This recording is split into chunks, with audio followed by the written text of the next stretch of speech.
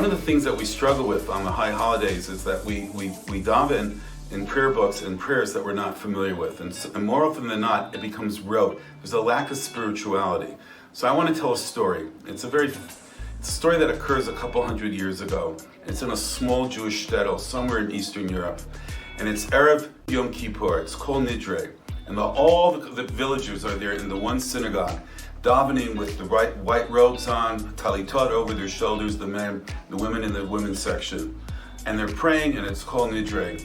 And a shepherd boy who had never been to the city before, who had never learned to read, never learned to write, decided to come into the town that Yom Kippur to daven. But he didn't know how to read the prayers.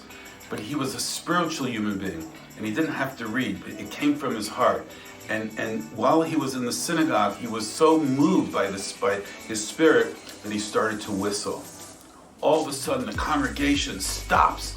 Who is the person whistling during Kol Nidre? The rabbi looks at him, points at him, and says, "You over there, we don't whistle on Kol Nidre. Either pray or leave the synagogue." The boy is shaken, he's embarrassed, and he leaves and he goes back to his flock of sheep. That night, the rabbi has a dream. In the dream, Hashem, God, comes to him and says, "Of all the prayers that were uttered in your synagogue last night, only one was accepted by heaven, because that was the only one that came with the spirit of what the prayers stand for." He might not have had the words, but he had the spirituality, he had the spirit. Go and find him and let him know that I will accept any prayer as long as it comes from the heart. So the rabbi wakes up before everyone else. It's Yom Kippur.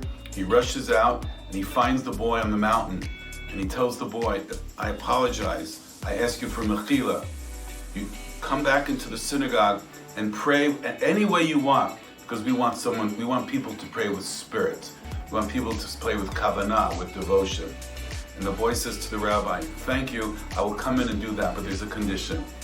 After that, I want you to come and teach me Hebrew, teach me how to read, so I can play with spirit, not just through whistling, but also reading the words itself." And so my hope and my wish to all of us as we approach Rosh Hashanah and Yom Kippur is that even if the prayers are unfamiliar to us, let us find a way, a time, a moment during the tefillah, during the prayers, when we're davening, that our spirit can rise to a high level and it be accepted by the gates of heaven. Chag Sameach.